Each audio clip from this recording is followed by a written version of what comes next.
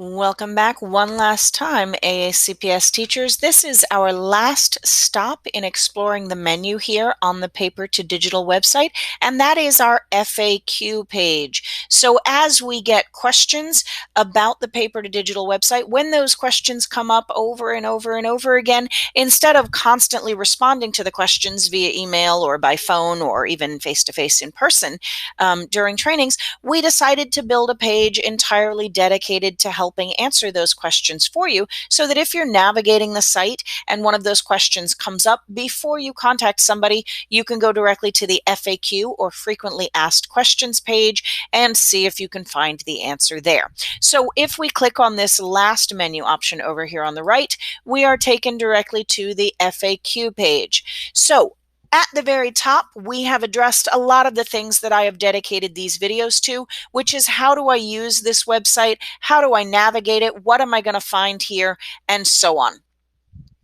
One of our favorite questions to address is the idea of copying the content that is here. You are absolutely allowed to copy anything you find on this website. We are not proprietary. We don't mind if you copy things. However, you might want to stop and think about which things we're most likely to update with frequency, and maybe instead of copying those, you come back to the site with some level of frequency. So let's take a moment. Let's talk about which things we recommend copying and which things we don't. When it comes to the task cards themselves, the how to use Google Slides to make a poster, how to use Microsoft Sway to make a student portfolio. Those task cards, while we will make every effort to update them with some frequency, those are the things that we would recommend that you make a copy of, simply because you're going to want to modify those if you're going to give them to your students to follow those directions. So make a copy of a task card, get rid of the ones you don't need, modify the ones you do want your students to take a look at, but maybe before you do that same project with your kids next year, just check back on the website and see if we have an updated version of the task cards before you give them to the students again to follow directions for next year. When it comes to the matrices, that side-by-side comparison of the different platforms that we recommend for each project, we do not recommend printing the matrices. Those are the things that we are most likely to update with a great deal of frequency. Every time an application announces that they're making a change to their platform, we come here to Paper to Digital, we change what is checked or what is X'd out in those columns, and we include those new features so that it accurately reflects what can be done in each of these applications. Plus, if you really think about it, it's unlikely that your students need to see those matrices. Unless you're going to give them the choice, unless you're going to say to your students, today we're going to make a poster, you can pick any of these 7 applications that you like, your students don't really need to see the matrices. If you do want to give your students that type of choice, they also have access to the Paper to Digital website. So you could have the students come directly to the website and look at the live version of the matrix, instead of that need to copy it in order to give it to them. If you need to make a copy of things, we've got some step-by-step instructions there in the bullets. Let's move on with our frequently asked questions. Should all student projects be done digitally? That's not what we're advocating for. We are the Office of Instructional Technology, so you know we love to see technology used. However, there are a lot of skills that are translated in paper to pencil projects that maybe are not translated online. So what we're really advocating for is just a mixture of these different things. And that was the reason why we put paper and pencil as that column on the left in all of those matrices, was so that you could think about, when can I really do everything I need my students to do with paper and pencil? And maybe this time I'm just going to use paper and pencil instead of always going to a digital tool. If you have an idea for a project that isn't listed here, we've again got a Google form linked right there. You can fill it out and make a suggestion. We'll take a look at whether or not that suggestion should be featured under the by projects area, or whether or not it should go under the variations on projects. But as I said in a previous video, please tell us what you'd like to see, because this site is really for you guys. Then we get to a section here on the FAQs that addresses questions about the specific platforms themselves. Things like, hey, test cards are great, but I need more support and instruction for learning a new project. So what training is available?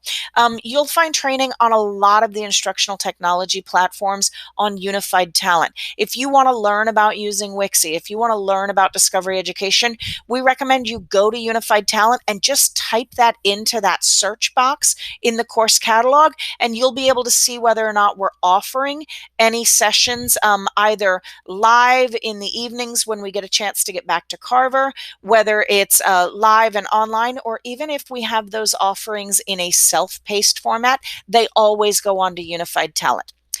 The same platforms are covered over and over again on these matrices. Why? Why so much redundancy? Aren't there other things?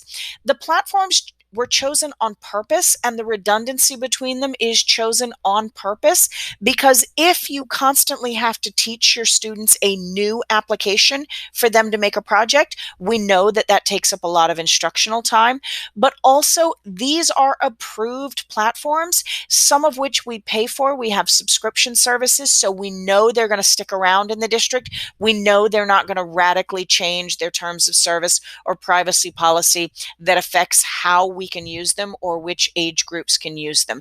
So we highly recommend, if you want students to create digital projects, you come here to see what's approved first before you go out and seek out your own third-party applications.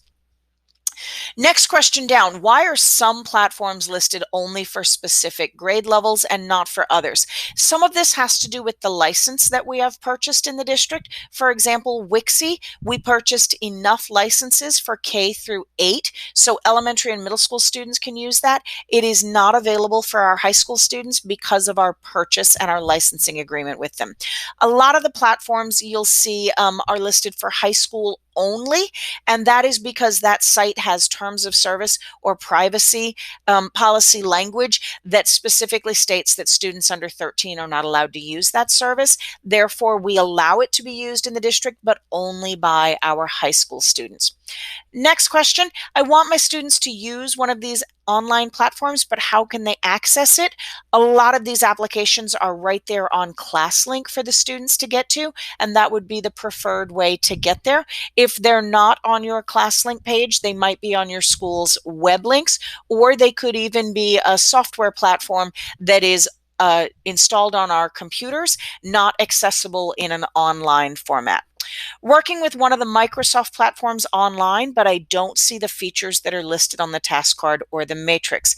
Keep in mind that our Microsoft suite has essentially two different versions. There's the desktop version that opens when we choose Word, PowerPoint, or Excel from our Start menu on our Windows machines, but there's also the online version that if we go to OneDrive and Office 365, we have access to.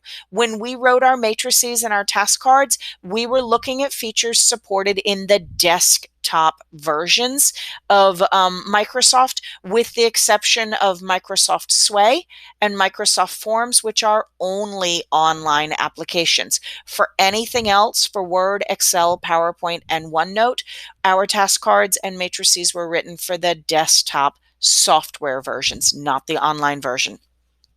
We've got some information there about how you can get Smart Notebook installed on a personal computer if you would like to use that with your students for a project.